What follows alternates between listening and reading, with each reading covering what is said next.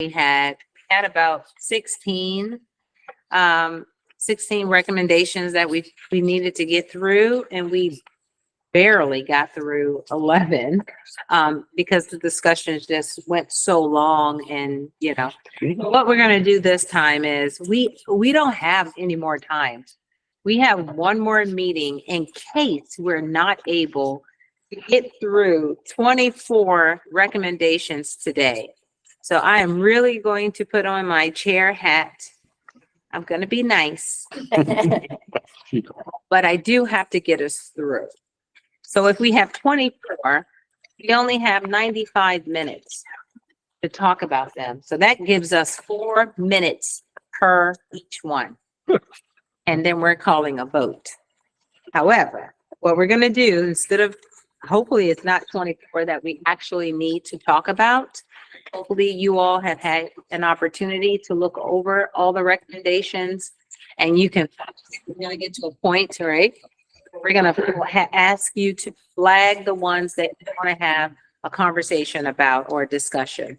And then after that, I'm going to entertain motions so that we can approve a block of the non-controversial ones. And then we can spend a little more than 4 minutes, but probably more than 7 on the remaining ones. And then what's left, we'll talk about next week. I wanted you all to be prepared that I'm going to be moving you along, and we're going to stop the discussion and have a vote. All right. Now I'm going to turn it over to you because I think we're going to start with the public comment first. Yeah, and I'll do a roll call first, maybe some other a couple of other logistical notes as we call the order. So members of the public, we will get to public comment shortly. If online, please put your name in the chat. We'll add you to the list. And if you're in the room and you'd like to offer a public comment, we will call on you first. And are there any members of the public in the room who would like to get on the public comment list? Yes, I've raised my hand. Okay, great. Thank you. So members online, please put your name in the chat and we'll call on you. While you all do that, we'll do roll call. So the way we'll do it, as usual, is here in the room. We'll go around the table, ask everyone to introduce yourself, and then to save time for everyone online, I will read through and call out the names of commissioners I see online. So starting in the room. Secretary McElwain. Kim Coble. Jennifer Laszlo, Mizrahi. Secretary Flora, Maryland Department of Planning. Darren Lovaz, standing in for Secretary Paul Winchell. MDOT. Robin Gilden, University of Maryland School of Nursing. Tom Valentine, I'm here on behalf of. Eric Fisher, Critical Area Commission. Bill Dennison, University of Maryland Center for Brown. Kevin Addix, Secretary of the Department of Ag. Paul Pinsky, MEA. David Lapp, Maryland People's Council. Dana Stein, Delegate. Kristen Fiddler, DNR. You're sitting in for Josh Kurtz, Secretary. So I'm Assistant Secretary. Okay, excellent. And online commissioners I see online, Ann Lindner, our co-chair. I see Secretary Chowdhury. I see Beth Harbor. I see what else? In a moment, I see Administrator Belton, Dr. Dickerson, Chair Feldman.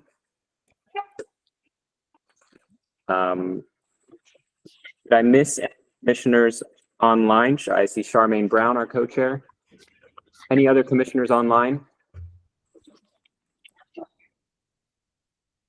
Okay, then, Madam Chair, we have a quorum. Okay. So we can proceed to public comments.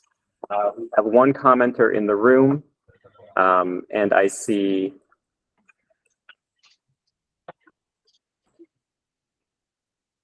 seven commenters online. So we'll ask everyone to please be brief.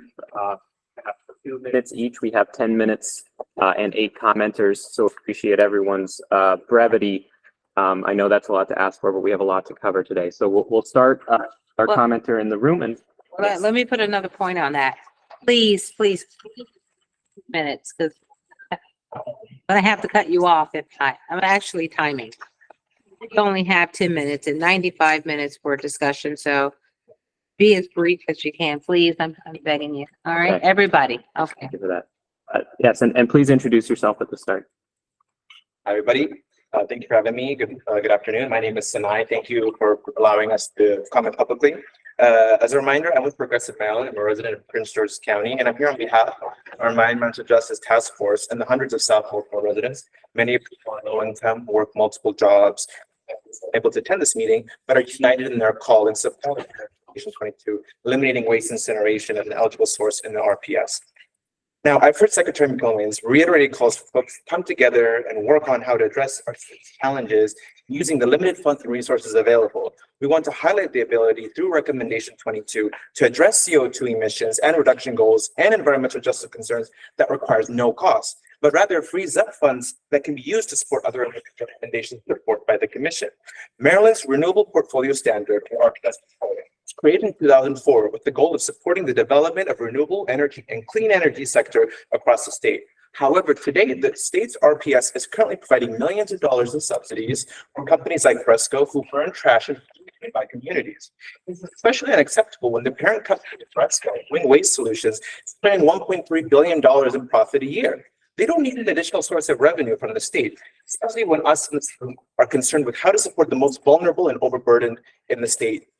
To add insult to injury, Maryland's RPS program actually sends money out of state to a trash incinerator in Fairfax, Virginia, where it pollutes the DC region. So those RPS funds earmarked for polluters ought to be going towards staffing Director Pinsky's Clean Energy Transition Hub, or the BEPS compliance study, and other interventions to support communities across the city and the state who have suffered long enough from the poor air quality caused by the incinerator. So it's long overdue for Maryland to clean up our RPS. Thank you. Thank you. Thank you. So going online, we'll start with James Hollywood. Ladies and gentlemen, my name is James Earl Hollywood III, and I work on prevention strategies for keeping young people out of the system, so foster care, juvenile justice, and child welfare. I stand before you today to discuss the pressing issue of climate change. Today, you have a chance to a meaningful impact by voting on important initiatives for our state. We have considered establishment for public education campaigns in Maryland to raise awareness about federal subsidies for electric vehicles, solar energy, heat pumps, and more. This campaign is not just about knowledge, but action. Climate change affects us all, and the signs are evident: extreme weathers, rising sea levels, and vanishing biodiversity. The solution lies in transitioning to clean energy, and the federal government offers substantial subsidies to support this shift.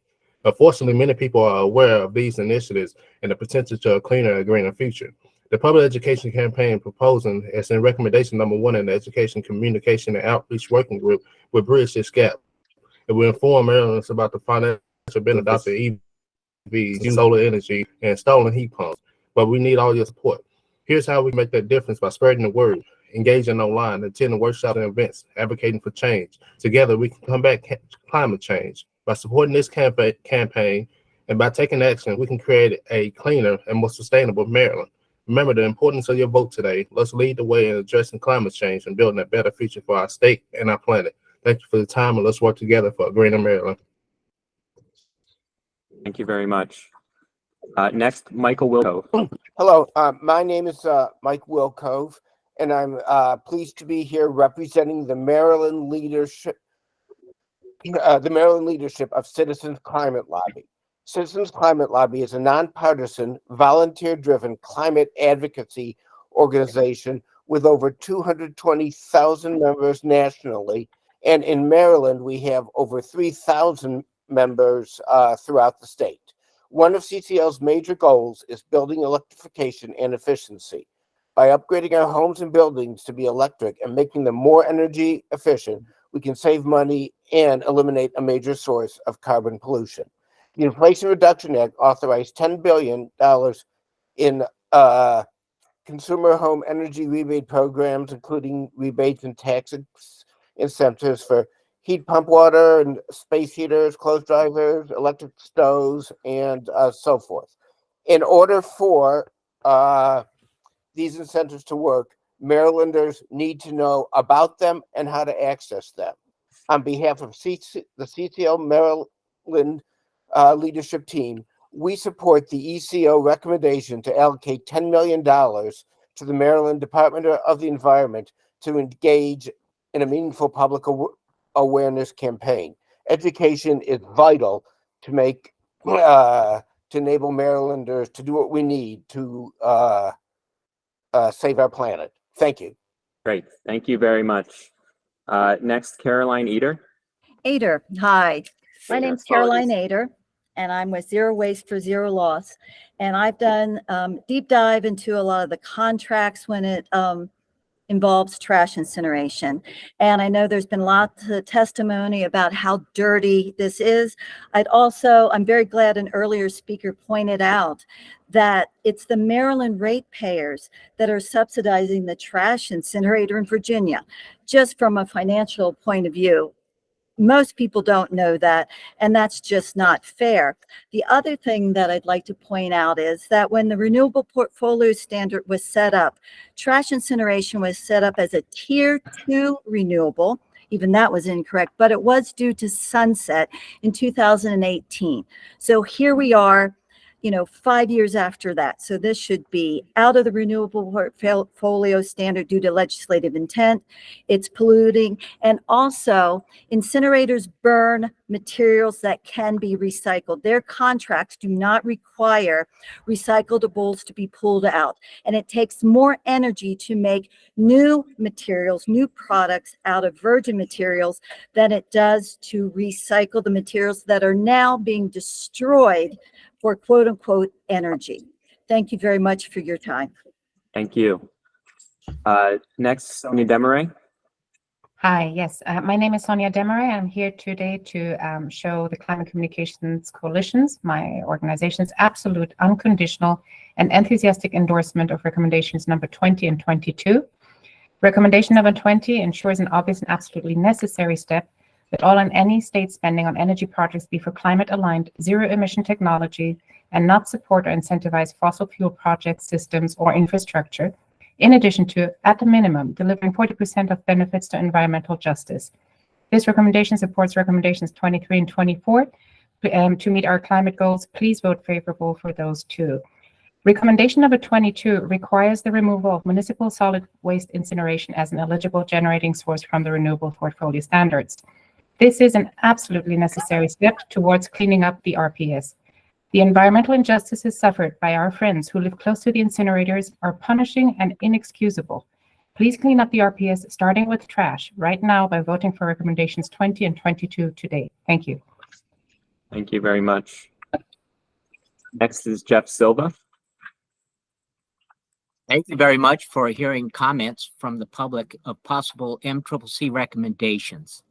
About Adaptation Resilience Working Group's policy recommendation number 5, requiring status of any programs that support the state's greenhouse gas goals from Maryland's department that are represented on the MCCC.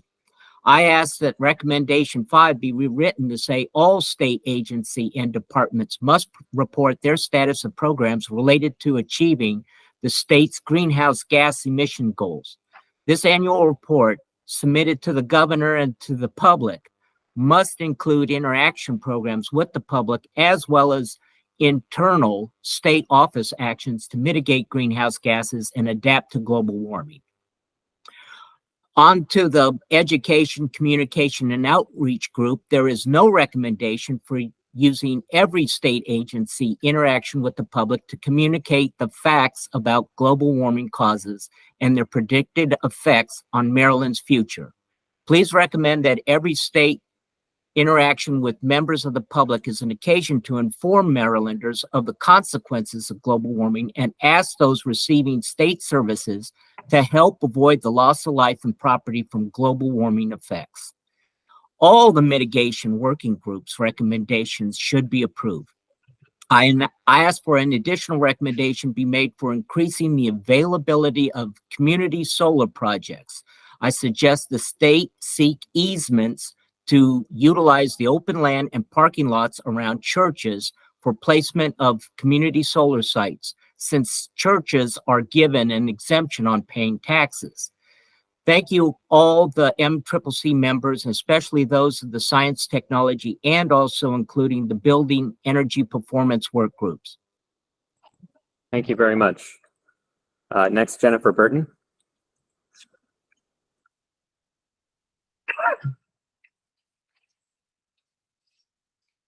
We have Jennifer Burton. Why don't we move to Jennifer Kunze and then we'll loop back. Yes, thank you so much. My name is Jennifer Kunze. I'm the Maryland Organizing Director with Clean Water Action, and I'm a Baltimore City resident. I'm also here to ask you to support and prioritize taking a vote on recommendation number 22 to take incineration out of the renewable portfolio standard. This is an issue that has the support of local governments that are impacted by the decision, both Baltimore City and Montgomery County, which house the state's 2 trash incinerators, submitted testimony to the legislature this year asking the legislature to take incineration out of the RPS. This is also something that has the support of the local communities who have been demanding this change for years. Much has been said in recent months about needing to tighten the state's belt so far as the budget is concerned. And that's a reason to support taking incineration out of the RPS, even though it's a different pot of public money. The same principle still applies. And in 2021, the state wasted $14.8 million subsidizing 3 trash incinerators, the 2 in Maryland and 1 in Virginia. That's a completely ridiculous waste of money. We can't afford to keep throwing our money away on trash incineration that we need to be using to support real renewable energy development. And so I hope the commission will support the calls of the impacted local governments and the impacted local communities by supporting recommendation 22 and redirecting subsidies back towards wind, solar, and geothermal power where they belong. Thanks. Great, thank you. And do we have Jennifer Burton?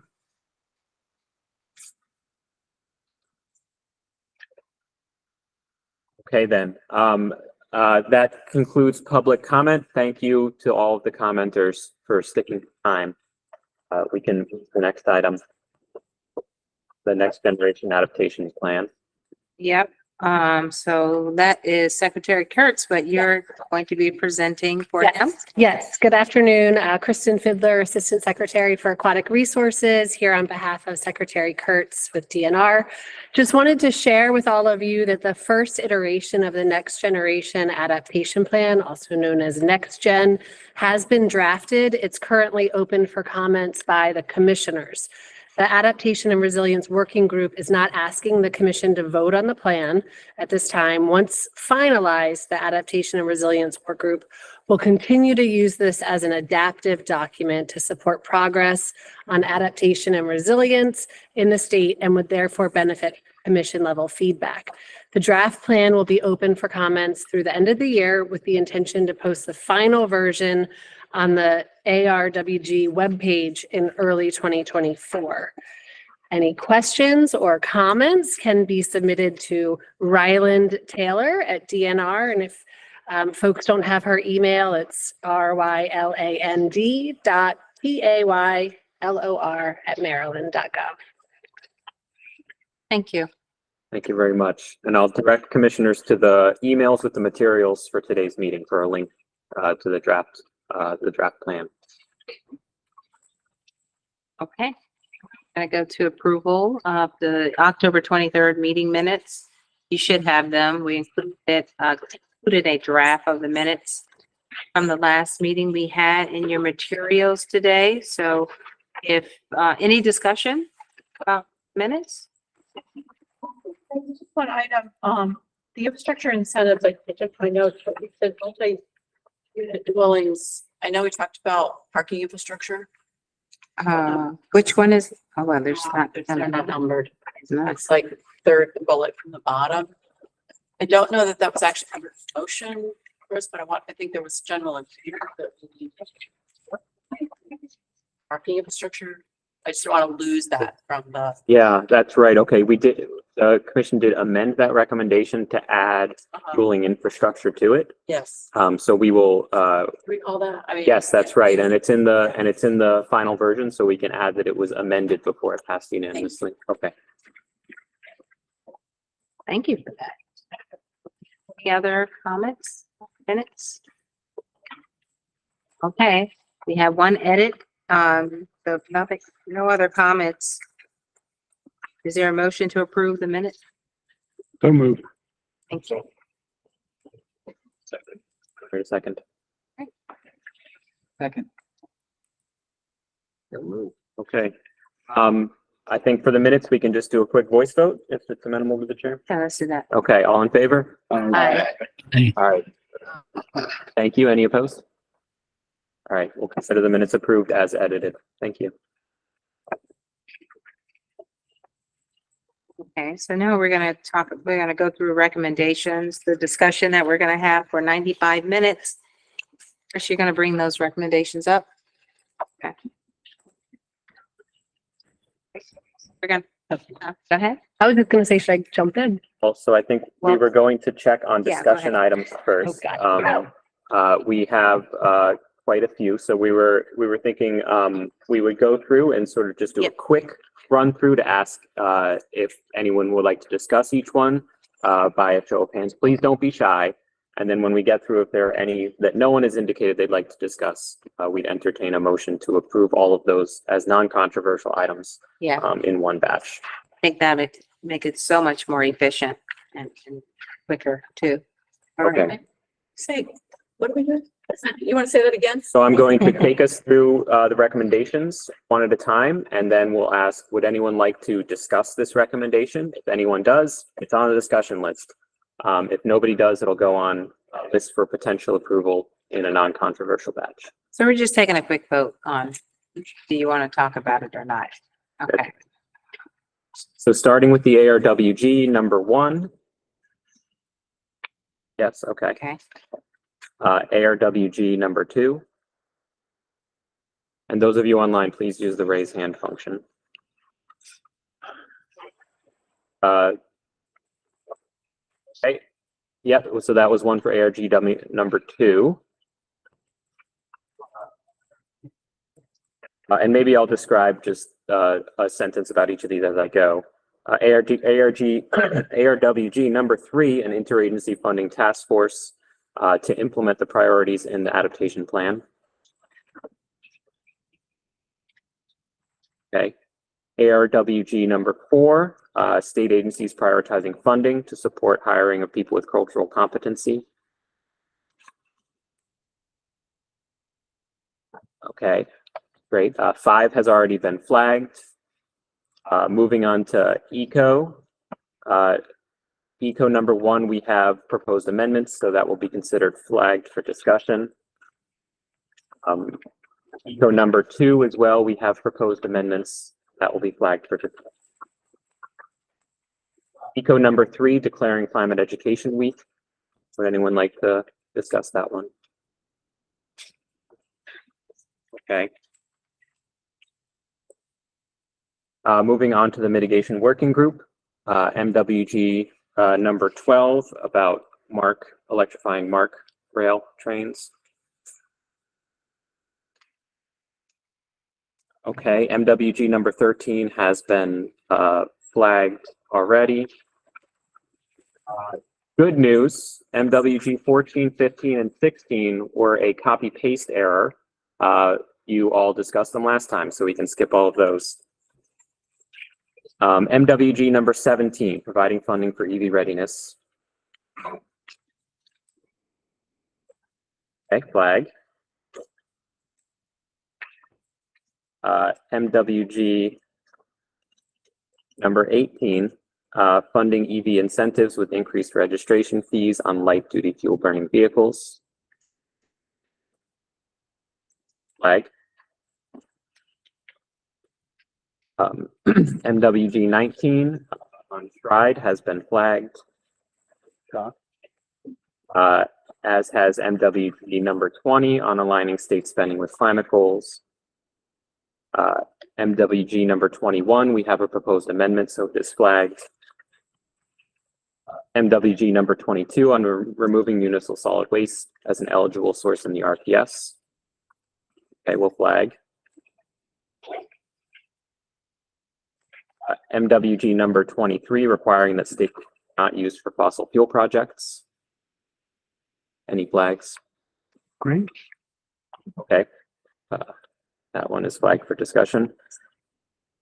MWG number 24, sunsetting financial incentives for fossil fuel appliances and systems in the Empower Maryland program.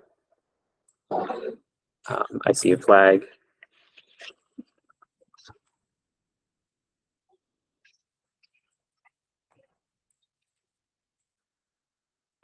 Moving on to STWG. Yes. If you flag that last one because of me, my hand was still up from the previous one. So, Okay. I hear you. We had one in the room as well. okay, good. All right. Thank you. Yeah, thanks very much, Ann. Okay, so moving to STWG, number 1 has been flagged. STWG number 2, establishing a climate and equity innovation fund. Any flags? Okay, STWG number 3, prioritization and support to identify communities disproportionately affected by climate impacts. Oh, got a flag. Flag, okay. And then Climate Justice Steering Committee recommendation has proposed amendments flagged. Okay, so thank you. Yes, Pinsky. Is what we'll be voting on, let's go back to the Science and Technical Working Group, say recommendation 2. Are we just going to be voting on the statement after recommendation 2 or the narrative beneath it? I don't want to get too complicated here. Look, I think it's a great idea. I don't know how much funding that needs, right? And I think we all understand budget will be tight and money is priorities. So I'm just trying to figure out, I don't want to spend a lot of time wordsmithing. I don't want to do that. I just want to have a sense of what we're actually voting on. That's all. Yeah. So we would include any recommendation that's approved by the Commission for Inclusion in the annual report. We will include the entire text that was advanced by the working group. Yeah. If So that that's why we're informs your flagging decision. it if you want to change that or have some discussion about it. Would you like to flag that one? I haven't had a chance to read this. Okay. You know, Yeah, I would. Okay. All right, so It is flagged. Okay. which one was that? STWG number 2. All right, so we're gonna do a block vote now on the ones that receive a flag. So we can, So I'm the only one who raised my hand for mitigation 22. yes, I just don't want to like it.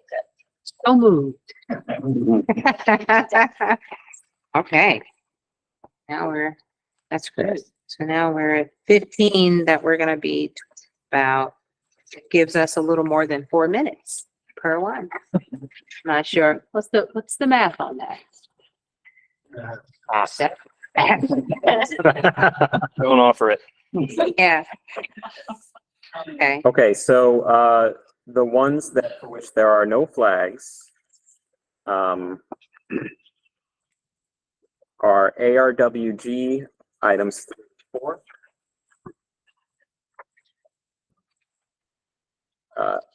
Eco item 3. I'm sorry, can I interrupt just a sec? So the ARWG, this is Beth Harbor. I had mistakenly flagged number 2. If nobody has flagged number 2, that would be one to include. Okay, so ARWG number 2, using the next gen adaptation plan, the guide, General Assembly mandate resilience measures to incorporate, integrate into local level comprehensive plans. Were there other flags on that one? which one, Chris? ARWG number 2. Yeah, there was. Okay, that's right. There were. Okay, thanks, Beth. That's on the list. Okay, so the ones for which there were no discussion flags and where we'd entertain a motion to approve on maps are ARWG items 3 and 4, Eco item 3,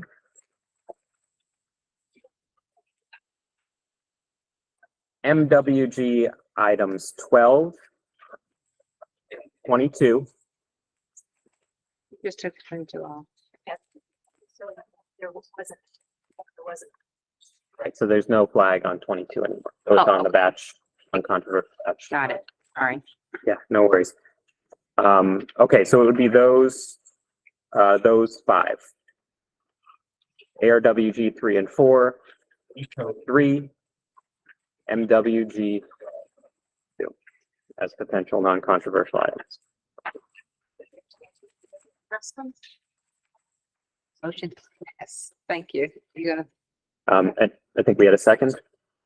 Okay, so we'll bring it to a vote. So this is a vote to include those 5 items in the draft report in one batch.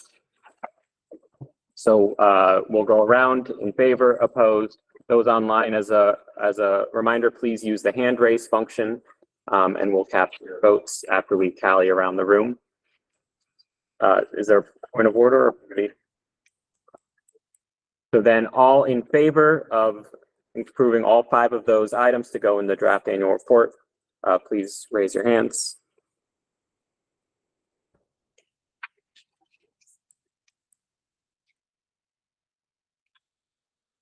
Okay.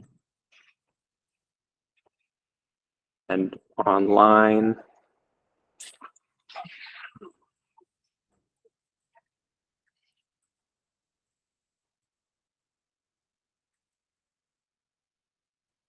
Online. Okay, everyone can lower their hands online.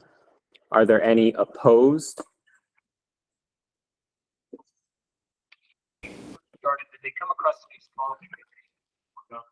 Okay, and Russ, I believe your hand is still up from being in favor. Is that correct? Okay. And we have the opposed can lower your hands. Any abstentions?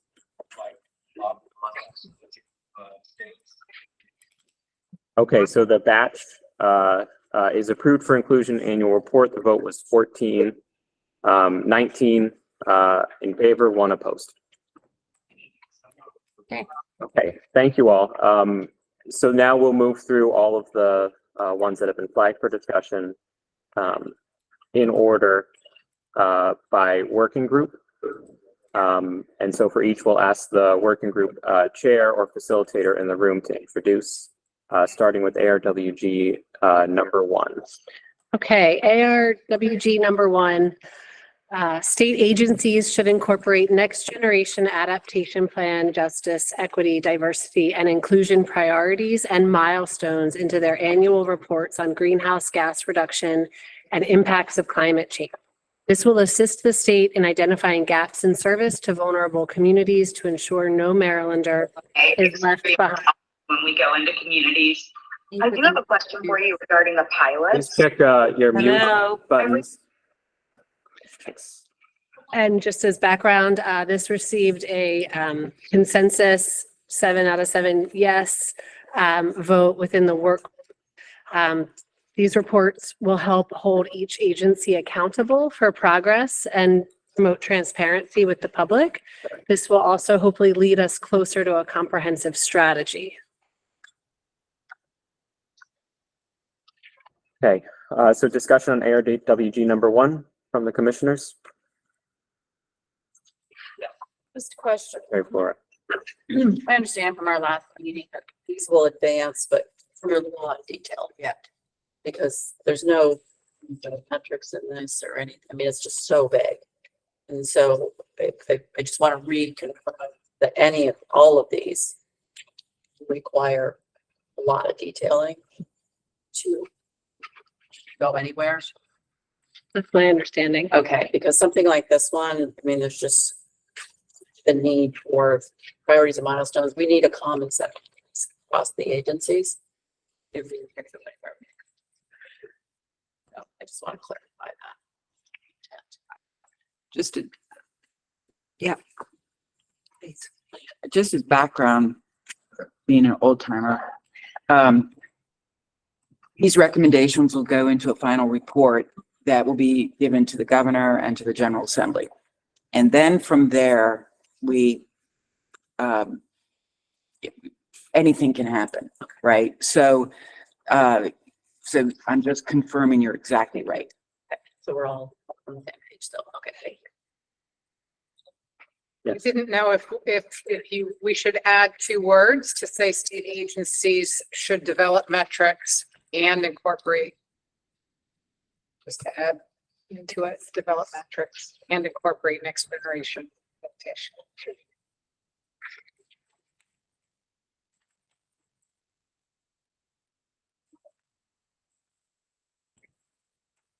I guess we'll defer to the ARWG recommend.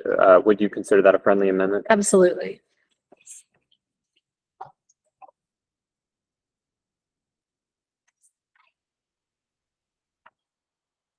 Does that capture? I don't know, Jennifer, if you're able to see, I'll zoom in a bit. Yes. Discussion, listeners? Or if you'd like to entertain a Yes. motion on Yes. on this recommendation. Is there a motion to approve this recommendation for inclusion in the annual report? I move we approve. You have a motion and a second? Second. Okay, so we'll open to vote. All those in favor of including ARWG number 1 as amended on the screen here, please raise your hands.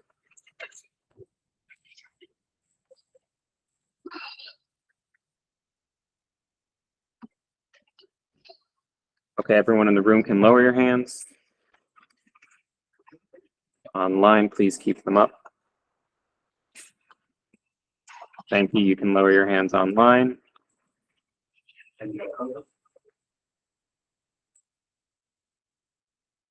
And Chair Feldman, is your hand still up from before? Is that a new hand? Thank you. Any opposed in the room? All right, any abstentions? Okay. Thank you all. That one passes 20 unanimously with 20 yes votes. Into ARWG item number 2.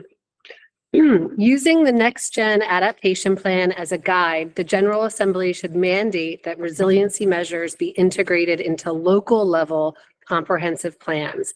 The ARWG will identify data to support implementing this requirement. This was approved 6-1 in the work group, and the background thought process is that it is essential that local municipalities connect both short and long-term planning to ongoing climate efforts. Comprehensive plans provide an opportunity to catalyze more careful thinking by local decision makers. Okay. Okay. Discussion from commissioners? Thank you, Razor. Yeah. Struggling with this one. Comprehensive plans up every 10 years. Going into those local plans. Could it be beyond challenging? I'm not sure that resiliency is initially I'd love to mandate, but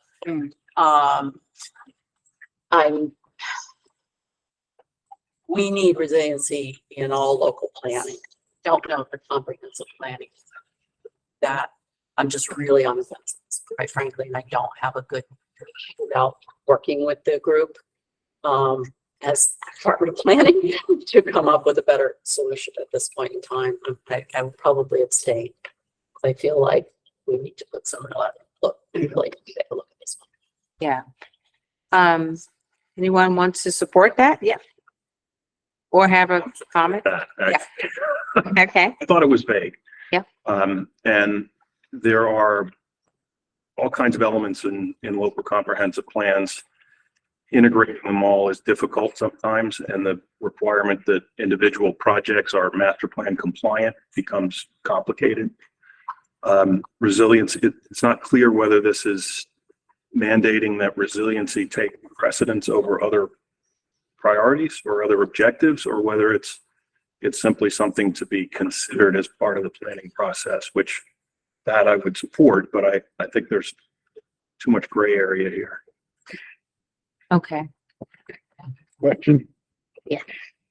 Tom, is that an abstention or opposition? I mean, seriously, what I heard from the secretary was abstaining. I heard more of an opposition.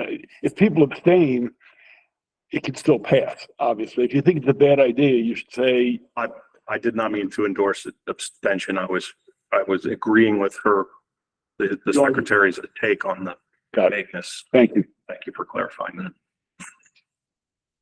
Do you think it's worthwhile just revising it to get at the importance of working with the local level, planning, zoning and planning entities such that this is a such that resilience is a priority? It's the word mandate. The mandate. Okay. I think they should consider and we should work through what that looks like. Because there's but honestly, the Department of Planning is already looking at the comprehensive planning process. Okay. So this one as a one-off Mhm.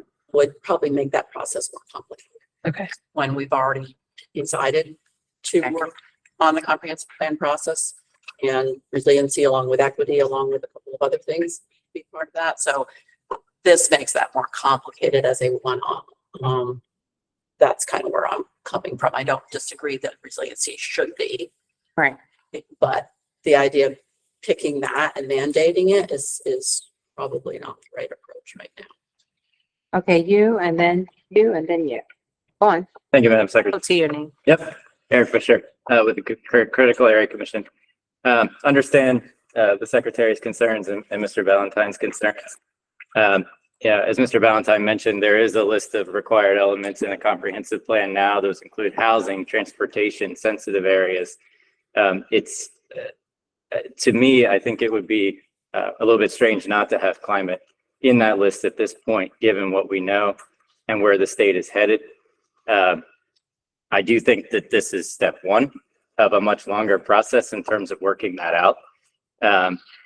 I would propose an amendment, I think, maybe that might address Mr. Valentine's concern about sort of running over everything else in the plan. It could be integrated as an element in local level comprehensive plans. That would put it on par with the other factors that local jurisdictions have to include.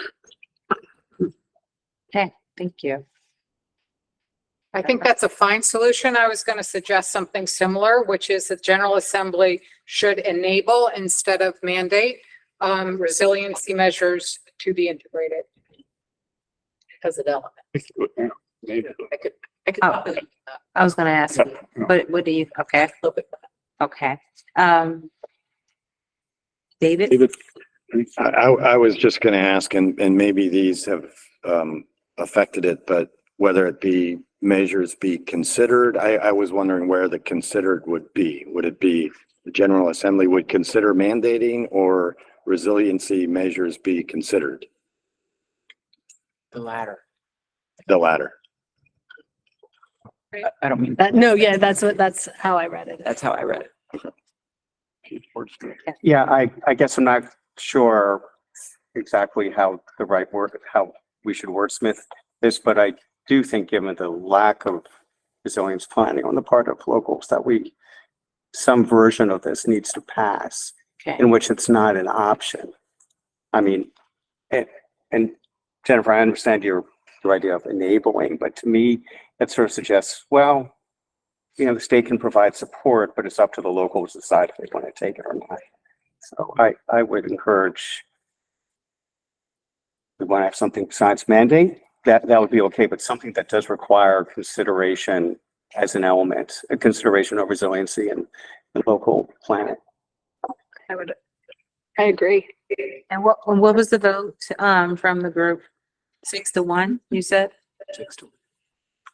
Oh, I'm so sorry. I think. Yes, 6-1. Okay. 6 in favor. Okay, so we have another minute or two on this one. So how do you feel now, Secretary Flora, about, now that we've had the discussion, is an amendment okay for you? Or any final words on that? I can live it. We're going to take this on a bigger way of planning. So, because we also have issues with inclusivity of operating plans and a lot of other issues. Okay. And we'll take those other issues on. Right. While we also support that, yes, resiliency absolutely should be a part of. Right. Yeah, it's important. It's just one of many that need to go into plans right now. Okay. Process. Thank you. Final words? I thought Eric's suggestion captured a good concept that would get me on board, so Okay. address my concerns. Okay, great. Any others? Director Penske.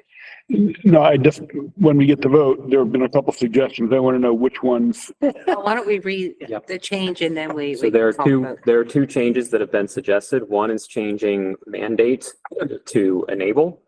Another one is to add, as an element, resilience measures be integrated as an element into local comprehensive plans. Those were two separate suggestions from separate parties. Withdraw the enable in favor of what Delegate Stein says. Okay. Okay. So the amendment we heard was insertion of as an element, that I gathered was treated as a friendly amendment. Yes. So I'd suggest we don't need to vote on that. So then we have before the commission is using the Next Gen Adaptation Plan as a guide. The General Assembly should mandate that resilience measures be integrated as an element into local comprehensive plans. The ARWG will identify data to support implementing this requirement. All right, that's motion to approve ARWG number 2. Is that number 2? That's right. Number 2. Madam Chair, I'd had my hand up here. I'd like to. Oh, I'm Sorry. sorry Administrator about Belton. that. No, I appreciate the attention. So the concern I have with this is it may be minor, but the word integrated, it might mean a lot of different things to a lot of different people. When the amendment was made that said integrate as an element, I think it might be better if we said addressed as an element, because that's really what comprehensive plans do to those particular subjects that are element. They address them, which takes away a connotation of a mandatory action that might have, funding or something the local governing body may not want to agree to. But if it's addressing these elements as a topic for planning purposes, it's hard to argue against that, in my view. Okay, thank you. All right, we've run out of time now for discussion. We're gonna get ready for this vote. So motion to approve ARWG number 2. So moved. Second. Okay, so this is a vote to approve it as it appears on the screen right now, where it reads that the General Assembly should mandate that resilience measures be addressed as an element in local level comprehensive plans. So all in favor, please raise your hands.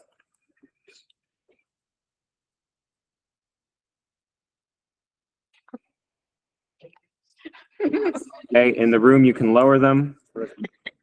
Please keep them up online.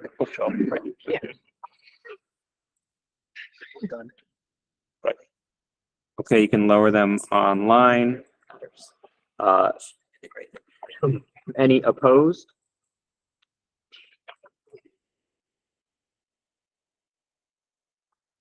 And Charmaine, is that a new hand or a carryover? I'm sorry, carryover. Any opposed? Any abstentions? Okay, excuse me. So this one is approved. The vote was 19 in favor, 1 abstain. Thank you all. Moving on to ARWG. So number 3 was approved in batch, as was number 4. So moving to number 5. Excuse me. Okay, great.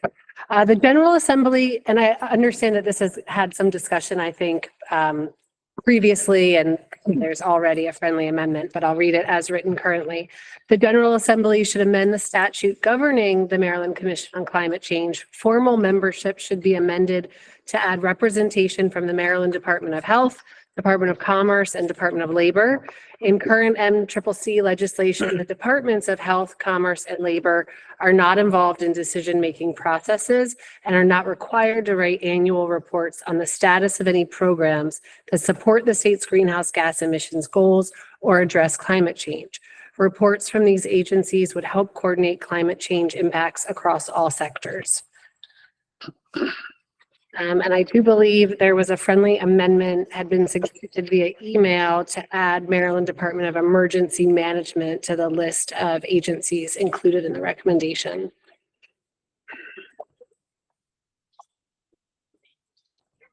Yes. I would like to, especially Department of Health.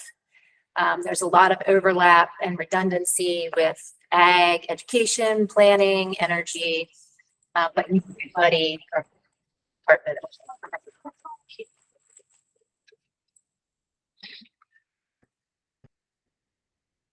Dr. Pinsky?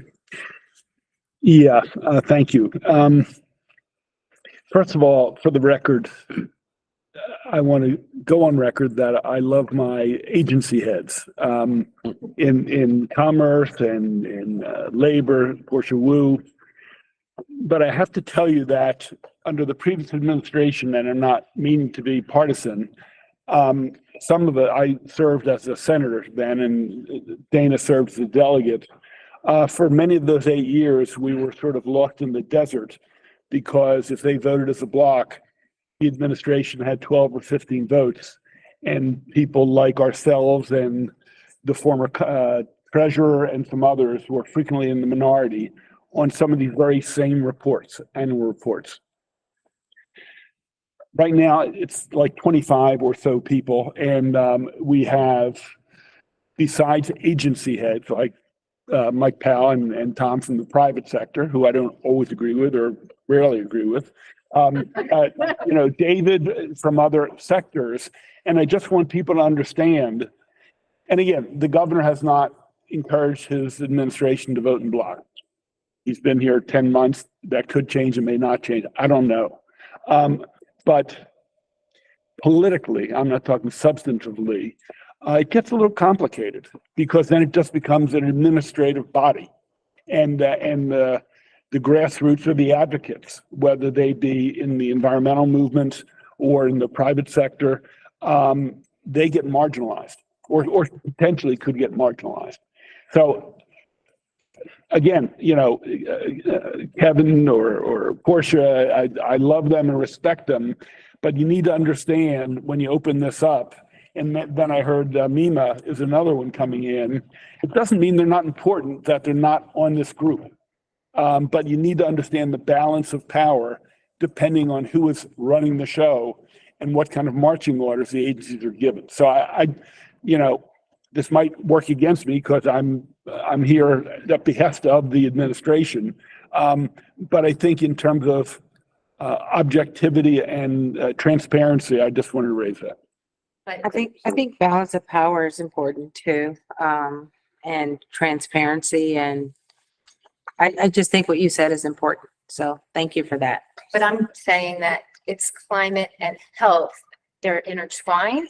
And so to not have the biggest representative of health having input on such an important commission, and they have all of these reports and all of these websites and all of this information. They've been involved in so much of the data collection.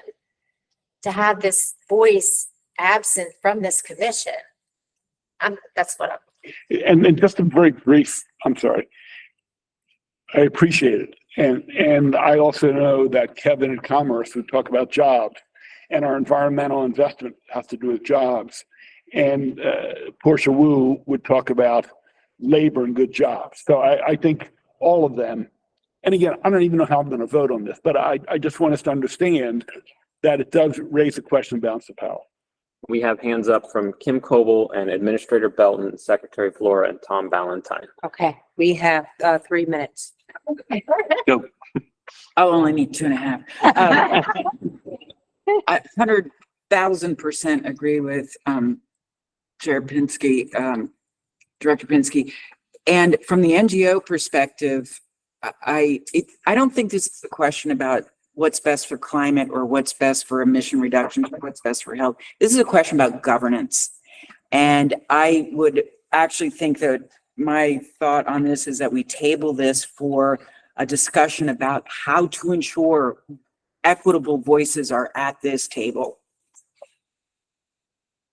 Thank Okay. you. And Administrator Belton. Thank you. I certainly, and being one of only 2 votes for local government on the commission, I certainly understand what Senator Pinsky or Secretary Pinsky was saying about the majority of cabinet secretaries being able to vote. But I did want to throw an endorsement for the friendly amendment to the Department of Emergency Management. In that, last I heard, the state's resilience officer resided in that department, you know, when one gets hired. It seems to me that that ought to be represented, that voice ought to be represented on the commission. Thank you. And Secretary Flora? I fully agree and serve on probably 40 commissions. And I think where and what, you know, that governance and balance is important. However, there's a part of this about the reporting that I think is really critical. I don't think we just add people to be able to sort of require some level of reporting. And so the segment of this that I think is possibly broken out, I don't know where people are at, but that's where I would be. I would not be voting in favor of this as it's written. However, I do think the reporting element of all agencies is critical. I think it's, I mean, thought we all had to, but Yeah. Okay, we're about to end. So who else We is had left? Tom Ballantyne on the list. I thought coming in that there's an imbalance between private interests and government. This would exacerbate that imbalance. Those agencies can report. This isn't, in my mind, a climate sub-cabinet. It's a climate commission. And there are other ways for those organizations, those other agencies to coordinate their colleagues with Okay, governance issues. But I came in opposed, but thought that a reporting requirement. okay. Appreciate that. We do have to move on.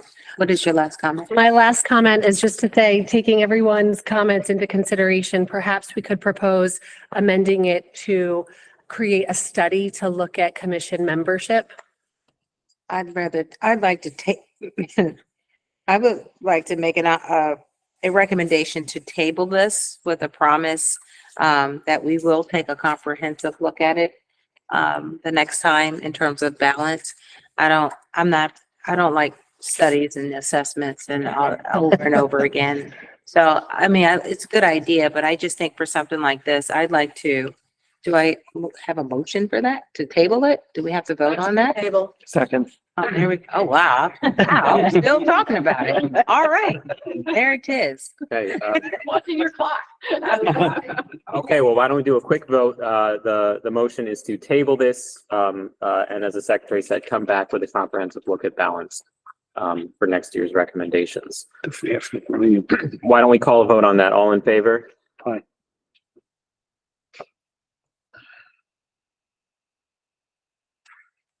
Lower your hands in the room. Okay, you can lower your hands online. Any opposed to that?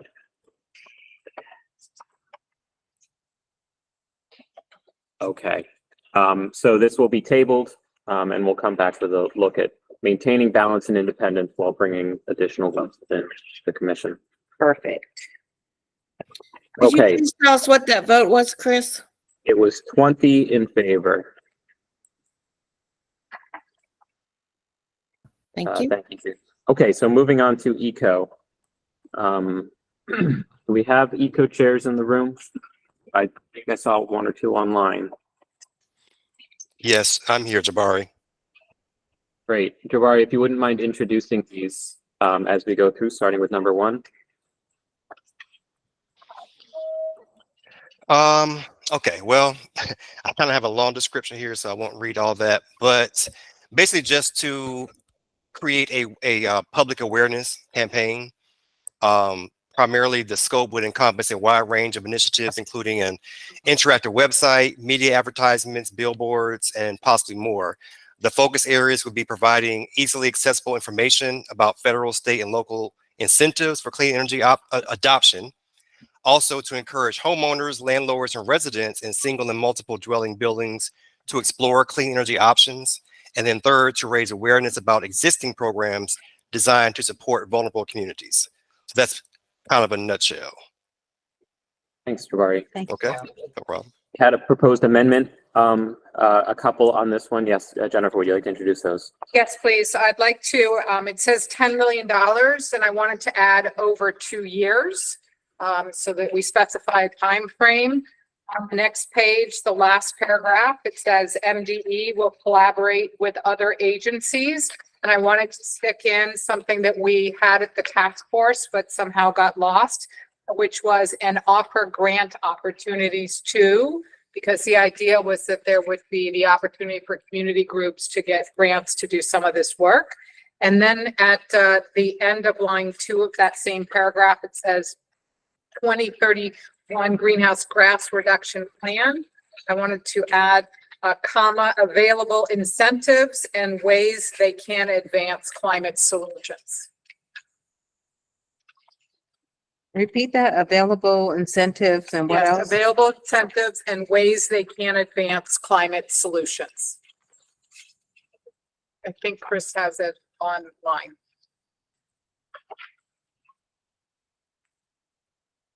On the screen here. Okay, any comments, discussion about those amendments? We have a hand up from Administrator Belton. Thank you. I'm not sure I have a comment about the amendments, but it's just the number 10 million. I'd just like a little more information about how that was developed. Is there any rigor behind an analysis that shows it's going to cost about $10 million to do what you're asking to do? Or is it more of a swag? So it was recommended last year and it was not approved by the legislature. So it's a reoccurring suggestion of this commission from last year. But also if you look at how much it does cost to communicate major things, that's actually very much on the low end for a public awareness campaign of this magnitude and import. Right. So I guess I'm going to suggest that we see a little more analysis of what it would actually cost. Because I mean, just as it's a lot of money, it may not be enough money to do what you're asking to do. And I'd like to see a little analysis, a little more analysis of what it would cost. Seems like a good idea, but I want to make sure we are asking for the appropriate amount. I'm just saying, a budget, did you put the amount in recommendations? The more specificity, the better. Okay. Yes. I'm wondering. Never. Do we want to say a minimum? At least. You don't need more of this anyway. Or we could, strongly recommend allocating a budget of $10 million.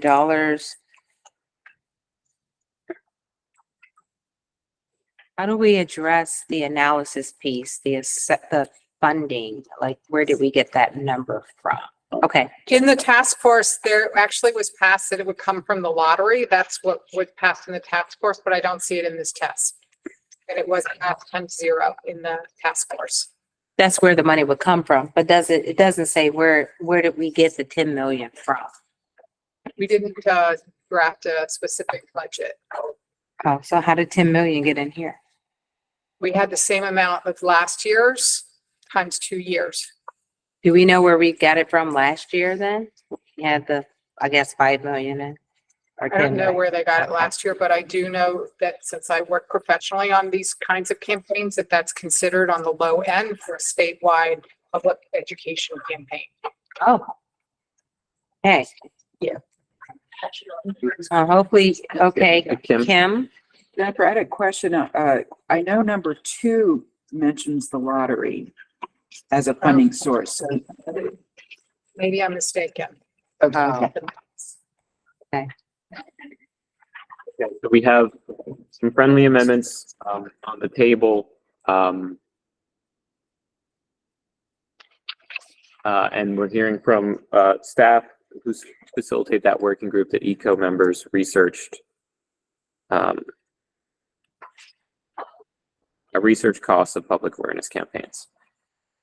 So I suppose if there's Yeah. no more discussion, then we have to consider a vote at Secretary Flora. Just what the issue I have is 10 million in context of law. I mean, if there was sort of a budget for all of this and I knew how that related to a bigger budget, I would feel, but it's like, how do you take that one number along with the context of how we are allocating funds in total These things, that's where I'm concerned about. So the concept in the committee was talking about the fact that there are these multi-billion-dollar federal incentives and that the polls numbers show that the public is completely unaware of those, not completely, but very largely unaware of those incentives. And so it would enable the state to be able to essentially access the federal subsidies that are available that people are currently unaware of. My question is how many other 10 millions do we have in this package? Like, I don't have a sense of how that relates to any other totals. Like, if somebody could tell me what all is, Well, we do this, that would be the. since we've run out of time now. Why don't we do this? What a recommendation that we put it forward because it is important to take the dollar amount out. I would be. Director, quick comment on that? I mean, I think this is a really important topic, so I support. And I think there's a larger conversation around funding that needs to be had anyway. But I'd hate to lose the whole thing. Me too. So, because I think it's important. So if we could just maybe vote on the importance of this, I think we all, right, realize that. But since we have an issue with the amount, which I think I agree, we probably need to figure out where that came from and what the right number is. We Okay, do have some hands online, so I'll defer to you. We have hands from Beth Harbor, Jabari Walker, and Charmaine Brown. we're gonna be off. Okay, if you can keep it to 30 seconds. So I absolutely can. This is Charmaine. I think if you take out the funding, you're going to weaken the campaign, obviously not intended to do so. One of the things we talked about in ECO was the fact that we're basically starting from scratch. We need a wide reach, and we're thinking about multiple audiences, including people with disabilities, which will require, just by nature, probably more resources than it would be required otherwise. So I don't know if 10 million is what we want to go with, but I think to take out the number really changes it. Okay, either that or we'll be voting on the number and it may not pass. So let's, Director Pinsky, quickly, and then Yeah, I just want to support the Secretary's recommendation. The Department of the Environment has not come out yet with their implementation plan for the Climate Solutions Bill. And the funding for that has not been clarified and codified.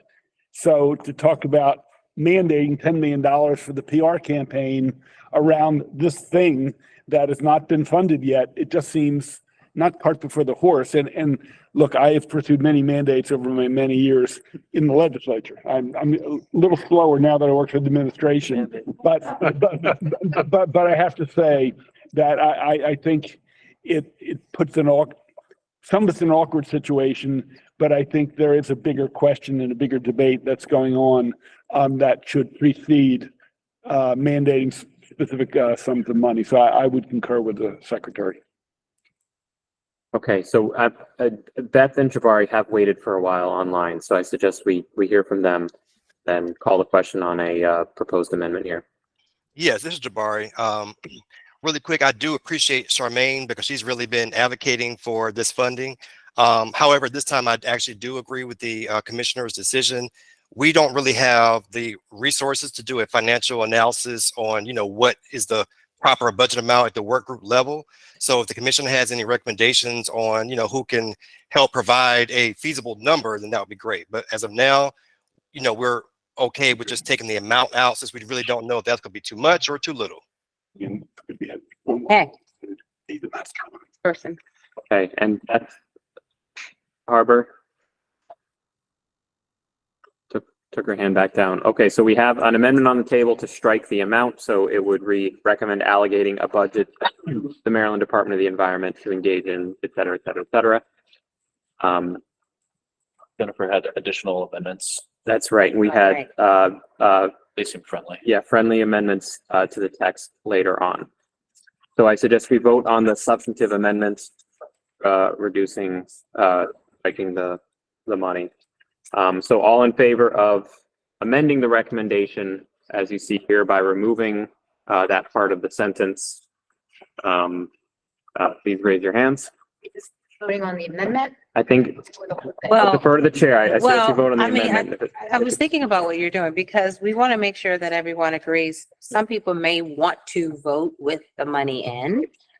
So I'm trying to figure out that balance. So we're making a motion to see if we want, how many people agree that we need to amend this. That's what we need to do first. If we get enough, then we can go forward and make another motion to strike the amount. Could we just put in the word significant or meaningful, since we're taking out to take out a dollar amount? Budget could be $1. I mean, is that? How do you define significant? Yes. All right, let's call I totally motion. Okay, so we're going to vote on striking this portion of the sentence. So it would simply read allocating a budget to the Maryland Department of the Environment. All in favor of that amendment, please raise your hands. Which amendment? The removing the dollars. You can lower your hands in the room and online. Okay. You can lower your hands online as well. Thank you. Any opposed to this amendment? Okay, you can lower your hands. Any abstentions? Okay, so the amendment passes 16 in favor, 2 opposed, 1 abstention. Since it was a split vote, I suggest we vote again on including the report as amended rather than count it as approved, if the chair is amenable. Okay, so now we will vote on including this recommendation as amended in the draft annual report. All in favor of including this as amended in the draft annual report, please raise your hands. Okay, those in the room can lower them.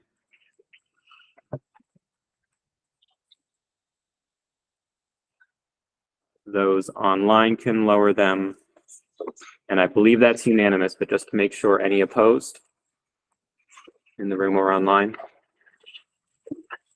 Okay, and any abstention? Okay, so that one is approved for inclusion in the annual report as amended unanimously. The vote was 21 in favor. Moving to on a curriculum and school action plan. Vari, would you like to introduce this one? Yeah, so this actually includes allocating a separate budget of $2 million to support Maryland schools in developing climate curriculum. And we also recommend that a SWOT analysis be conducted by Department of Environment that could enable schools to create a specific, measurable and actionable climate action plan.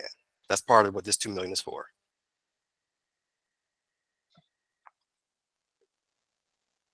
Okay. Robin, you had offered an amendment online. Would you like to describe that? It's shown. To include public colleges and universities receiving state monies. Okay. Jabari, would you consider that friendly from the working group's perspective? Yes, absolutely. Okay. Discussion from the commission? Secretary Flora? First of all, I am so in favor of education. Please stop it. Oh, good. We can keep moving on. No. However,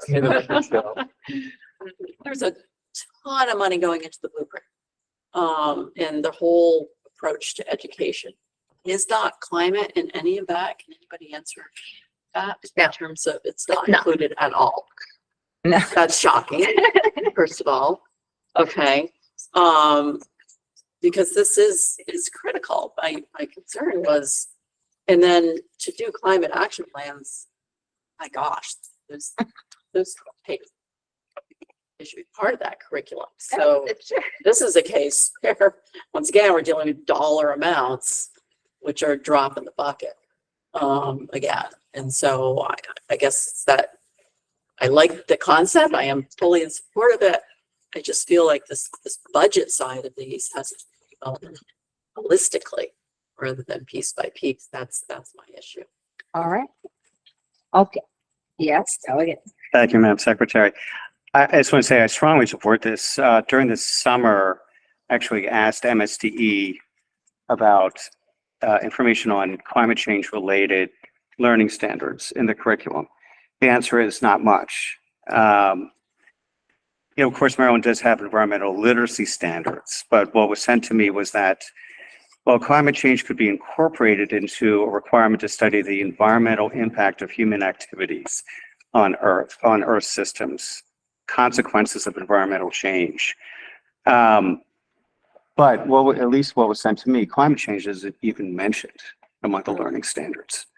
So it's one thing if there was some, and we're saying there needs to be more, but it seems like now there might be some related topics, but not specifically focused on climate change. So I like this recommendation. Okay. We have hands from Administrator Belton and Jabari Walker, and then Jennifer. Right. My only comment here is I just want to point to the unbelievable success of the environmental standards that were, about Chesapeake Bay and clean water that were put into the curriculum many years ago. And would that have produced generations of Marylanders who now understand how to, have a healthy Chesapeake Bay. And I think this is a great thing to put in the curriculum for climate, and just wanted to make sure that the $2 million that is in here as a budget allocation for the effort is enough to get it done. Yeah, Jabari, and then we had Jennifer and Tom. Yes, first I want to say all the comments are right on point. And again, there are actually a lot of schools in Maryland who do teach climate change in various courses. But again, this recommendation will be more specifically to make it a mandatory part of the curriculum, which means we're talking about curriculum development. So what that looks like, that wouldn't necessarily be on us to figure out, but that would be what the $2 million is for, is to really make this more of a mandatory statewide curriculum for climate change. Thank you. And then Jennifer. I just wanted to comment that PG County has an extraordinary plan already developed, and that it has many pages of appendix of existing plans from other places that were thoughtfully developed by many think tanks and nonprofit groups. So they do not have to start from scratch. There's a tremendous rich material available, developed by experts. Okay. Thank you. Two left. Yeah. We had Tom and then Bill and Just a clarifying question. When I read this, it looks like 2 million for curriculum and 2 million for action plan. Correct. Point out that there was a National Science Foundation funded project that UMSE's led called Made Clear, Maryland and Delaware Climate Change Education Assessment and Research. So there's a ton of curriculum material online right now, Maryland and Delaware, based on a multi-year funded project. Okay, and Director Pinsky. Yeah, for the last number of years, the legislature has been very hesitant to mandate curriculum. Because once you open that door, everybody who can bring in 50 or 100 people can sway a committee to mandate it. And once you start adding one curriculum, then another, not that reading, writing, arithmetic are important, but you can't do everything. So the perspective had been, and I'm not there, so I can't say if that remains, is to let the State Board of Education and the state superintendent understand the broad picture. In terms of new curriculum, numbers of counties, Anne Arundel, I think 10 or 15 years now, under a former superintendent, put something in a number of years ago. What frequently happens is the state is asked to do a model curriculum, and a local can endorse it or not endorse it. So it's been my position, because I've seen people coming in talking about mandating teaching the Greek Cypriot War or the potato famine, and I don't want to be, dismissive. No, but there are a lot of key issues facing our society. The Middle East, I mean, we can go on and on and on. So I'm going to be voting no, only because it's a principle, and I think it takes the legislature and our school system down a path that once you open the door, it gets very complicated. Thank you for that. We have Treasurer Davis online. And then Bill, did you do Bill? Actually, Secretary Pinsky sort of beat me to it. I was going to say the exact same thing, and I was going to defer to him on it to get his perspective. That was my experience in the legislature as well. There was a lot financial literacy was also a big issue. Former comptroller Peter Francho used to push that, and there was strong resistance. I was going to ask if we, if we had talked to maybe the Teachers Association or MSD or anybody like that, because for all the reasons that Secretary Penske stated, I think we would be running into all sorts of roadblocks and pushbacks. So again, most of what I was going to say, Secretary Penske said, but those are very real issues in the legislature. Okay, I'm not sure, Administrator Belton, if that's a new hand or an old one.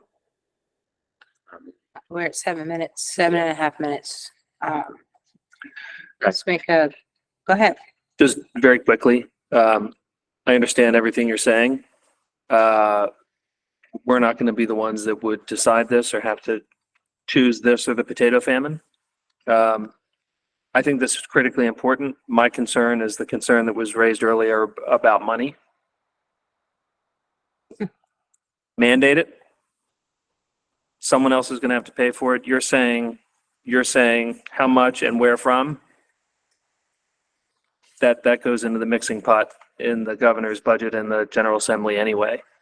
But I on this and others will have concerns about voting for specific dollars when the whole concept has not been funded yet.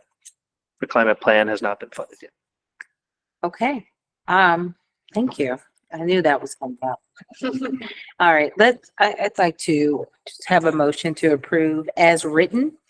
And then let's just vote on this one, see where we are. Okay, is there a motion? Will be approved as written. Okay, is there a second? Okay, so we are voting to approve E-code number 2 as written for inclusion in the draft annual report. All in favor, please raise your hands.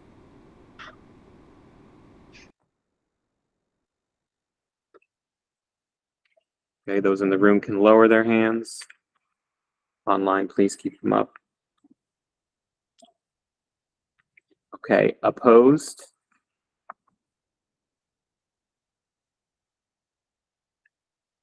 You can lower your hands in the room, keep them up online.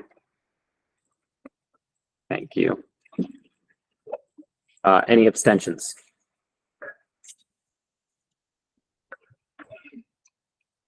Okay, so this one fails. Vote of 10 in favor, 11 opposed.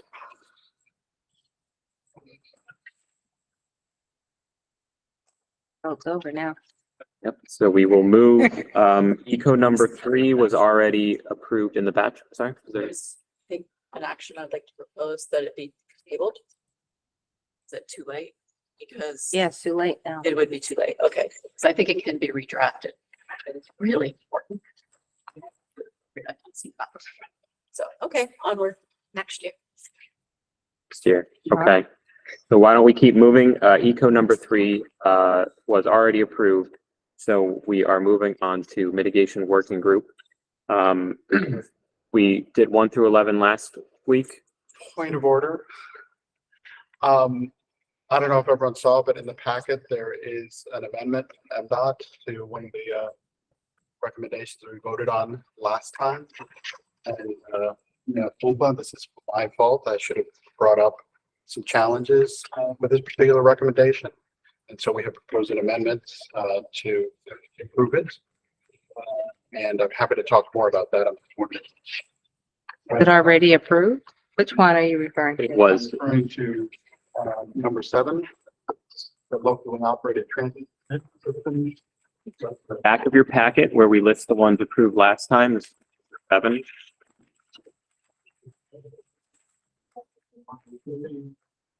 The issue is that the 2025 mandates, and there's a letter to this effect from the association of these agencies. Well, I think we've already approved it, so we got more on here to get to today, but what I think we could do is think about how to address that. Already approved. Maybe we can try and get back to that one at the end of this, maybe see if we want to have a discussion.